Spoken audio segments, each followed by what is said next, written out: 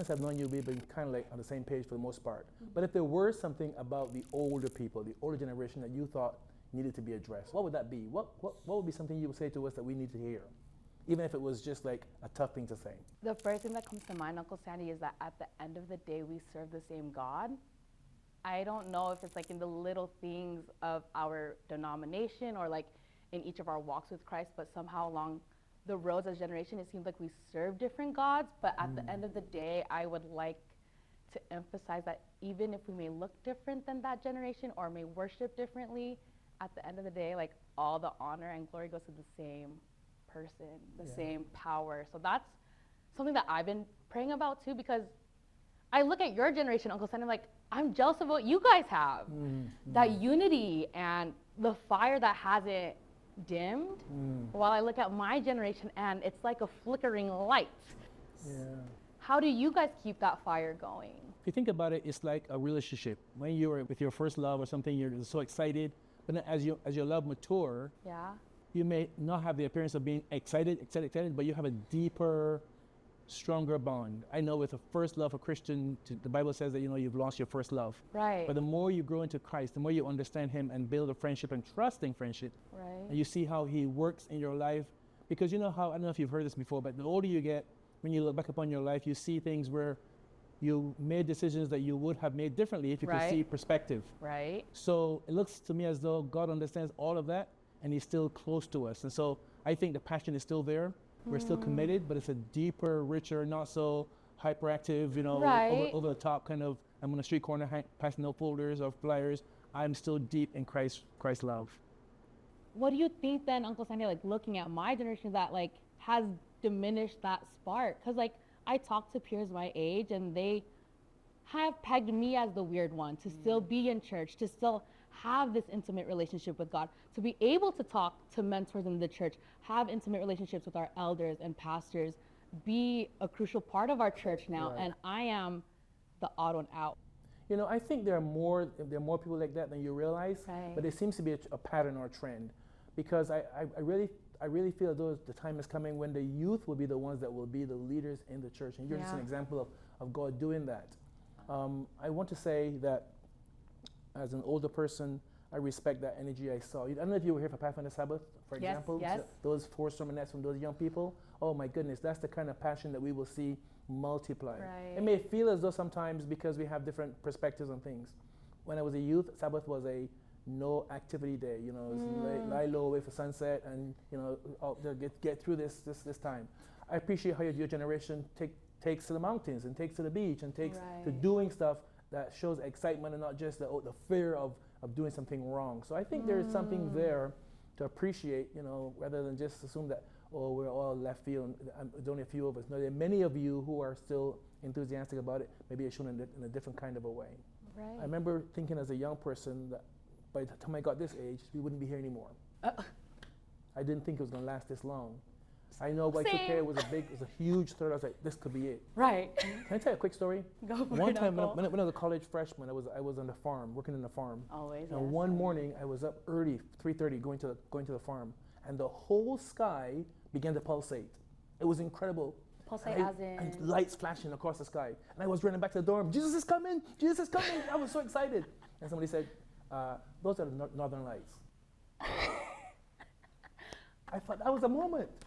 And I'm wondering, do people in your generation still have in their mind that Christ coming is imminent, is like soon, or are they thinking, I don't know when He's coming, whenever? I don't want to say it's the latter, Uncle Sandy. It's kind of like, especially those of us who are raised in the faith, they're like, we're still here. Same like how you were thinking. We were instilled that we have to run for the hills when that day were to come. And it's coming soon. They've been saying that for our whole lifetime. Hasn't come yet. So why prepare ourselves for that day if He hasn't come yet? I don't think that we need to have that fear that it could be this moment or this very instant, but there's still a quality or a strength in the sense that Christ's coming is imminent, that He is coming, and that we're not in this bad situation forever. How can we keep that alive without having the paranoia or the I'm going to miss something? I know when I was a teenager, I'm thinking, oh boy, give me a few more years, don't come so soon. Right, Uncle. Like even for me, I'm biased, and I'm like, Jesus, please don't come until I'm married, you know? Like little things like that. People still say that? Yes, people do still say that, Uncle Sandy. So it's like, I say that, but I think a lot of people my generation, Uncle Sandy, you said it, they haven't had that relationship with God to understand that him coming isn't to instill fear on us or to like worry us. For me, and I just talked about this with my mom and sister, we have the benefit that the biblical people didn't have, which is we know how the story ends. We know that after all of this is over, Jesus is coming again because he won the war. He won the fight. But I think my generation is so fixated on the do's and don'ts of what Jesus needs to save them that they don't understand that it's very simple, and the imminent and the importance of Jesus' second coming is still very relevant today. What can a person of my generation do to reassure younger adults that there is no need to fear? We've seen near crises and we've seen him pull us through. Right. Is there anything we can do that would give a sense of comfort or encouragement to younger people? I think this is the best way to do it, Uncle Sandy, is just to have that one-on-one conversation with them where it's safe, judgment-free, and able for them to share what they think about Jesus' second coming. But if anything, have your guys' own experience of what it was like to be our age and have the questions of how important is Jesus' second coming. Is there anything you can say looking at the generations after you that they have taught you? I'm on a church board and I see people your age group, and I see their passion in difficult situations, difficult decision making. I see their commitment. They may not have all the resources of older adults, but they have the commitment, and that burn, that zeal, has inspired me to keep going. So clearly, we can learn a lot from the youth, the energy, the commitment. It's a beautiful thing.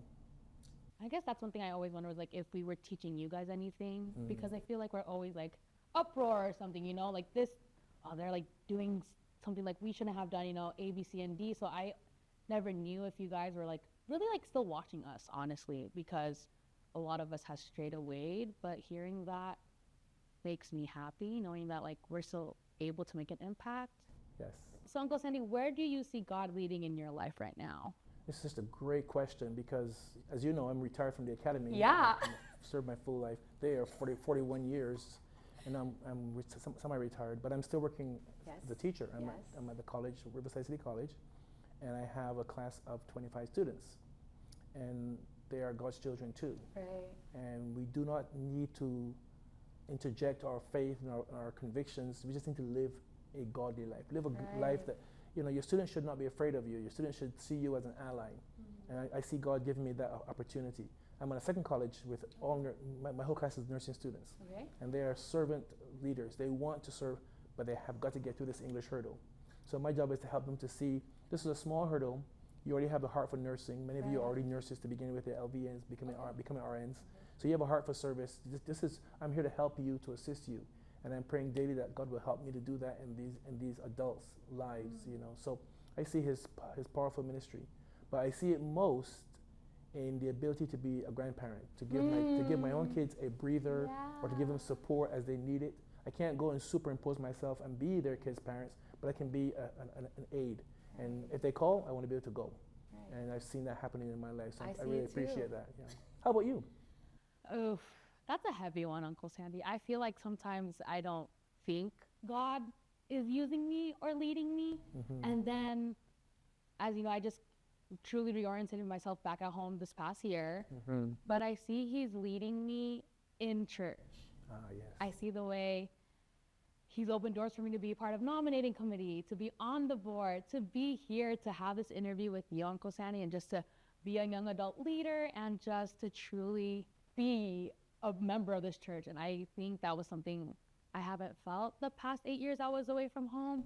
So to know that he's leading me to serve him and his people, I think it's a beautiful calling that I get to embrace. I want you to know that it's noticed.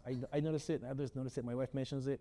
Whenever we see you, there's Beanie, she's our girl. Oh my goodness. So you are precious, and I'm glad God is using you. I'm glad to go to the same church as you, Uncle Sandy. Yes. What a beautiful thing. It is.